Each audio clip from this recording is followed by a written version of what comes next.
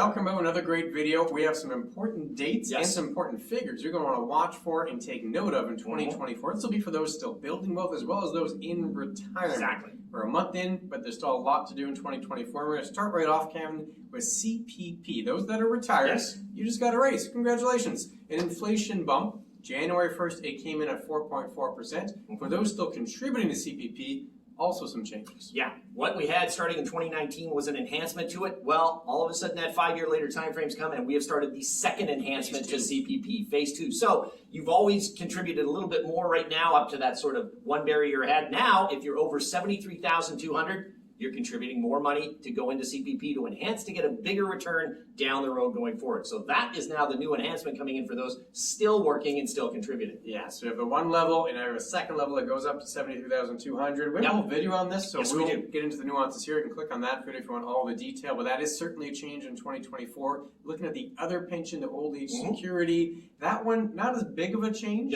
Every quarter they adjust for inflation, so it's every 3 months. You see a little adjustment. We'll put the max on the screen now. If you're 65 to 74, 713 is the new maximum. If you're over 75, 784 is the new maximum. And those will get adjusted in April, and again, after that, every quarter they make an adjustment. We also have to talk about the clawback for old age security, because you need to know that number as well. And the clawback, we deal with 2023 first, and that's a little over $86,000. So basically, if you've earned over that for the year and you have been collecting OAS, they're going to start clawing it back roughly 15 cents on every dollar that you go over that sort of timeline. Now, of course, that number adjusts with inflation everywhere else in 2024, and it'll be a little over $90,000 going for this year. So you can earn a little bit more money before they start taking your OAS back. Should mention it's based on the tax year. So when you say 23, you're talking about the 23 tax year. So when you do your taxes in April for 23, well, that 86,912 number, which is the clawback, will be relevant. Then when you do your taxes next year for 24, that's when that 91,000 number will become relevant. And talking about taxes,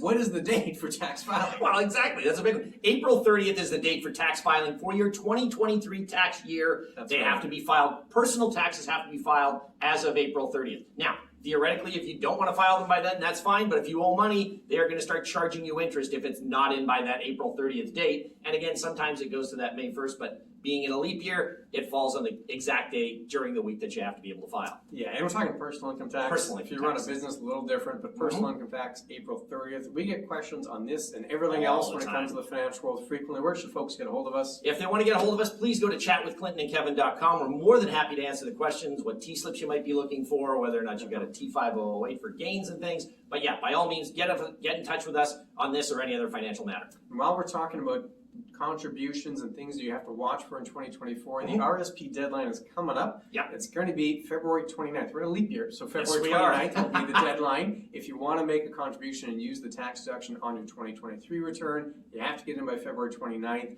RRSPs, everyone's going to have a different limit. It's 18% of your earned income from the prior year up to a maximum of $30,780. I had to write that down. Yes, you did. That's for the 2023 number. And then another important one, the TFSA also got a new number for 2024. Yeah, and the TFSA, they adjusted based on inflation, and since we've had that sort of higher inflation over the last number of years, we've now gone from $6,500 as a contribution to $7,000 starting in 2024. So if you have not contributed yet, or you want to, you have a $7,000 limit for this year to add into it. And that's an important number to remember, because the more we do of this, bigger that pot's going to keep growing every year. That one's completely tax-free. And talking about acronyms, RRSP, TFSA, we have to get to the new acronym, the FHSA, the First Home Savings Account, which just was created last year. There's some new numbers you need to keep in mind for 2024. Yeah, and that new number is, of course, what they came out with last year when they said it was going to be a $40,000 maximum and an $8,000 a year that you were allowed to contribute to it per year. So if you opened the account last year, you can and didn't contribute, you can contribute $8,000 for last year and $8,000 for this year. But if you didn't open it last year and think, like a TFSA, I can go back, no.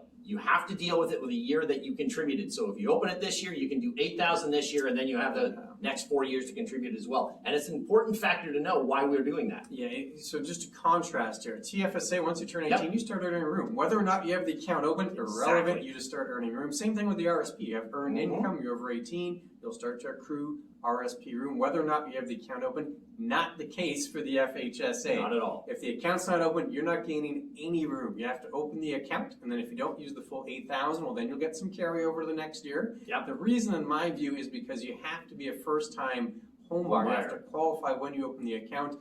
And the bank or the financial company, they'll have no idea whether 2 or 3 years ago you qualified. Yeah. So you're not going to earn anything until the account's open and you meet that qualification criteria of the first-time home buyer. So that's an important one to keep in mind. Yeah, very important to know that sort of scenario when you're opening one of these things going forward. And then also, specific to 2024, interest rates have been a big topic the last couple of years. The rates have been going up. Many expecting rates to come down in 2024. So there's some important dates here. We'll start on the Canadian side with the Bank of Canada. Yeah, and the Bank of Canada meets roughly once every 6 weeks so that they can give you an idea of what they're going to be doing with interest rates. Now, the next one for the Bank of Canada is next week, January 24th. And of course, they'll do it after that in March, April, June, and it goes on and on from there. Now, the FOMC is the same sort of similar thing, except that the US, that's their version of the Bank of Canada scenario, they're usually about a week behind us. So as of next week, there's nothing, but January 30th, 31st is when the US is going to do their rate adjustments. But there's a lot of things that these rate adjustments do that we have to look at. And why is this an important scenario going forward for people? Yeah, a couple of quick details here. One, the Bank of Canada, they always meet on a Wednesday. Yes, they do. to be their preferred day of the week, so they meet Wednesdays. In the US, if you're curious, what is FOMC? It's the Federal Open Market Committee. It's the Federal Reserve in the US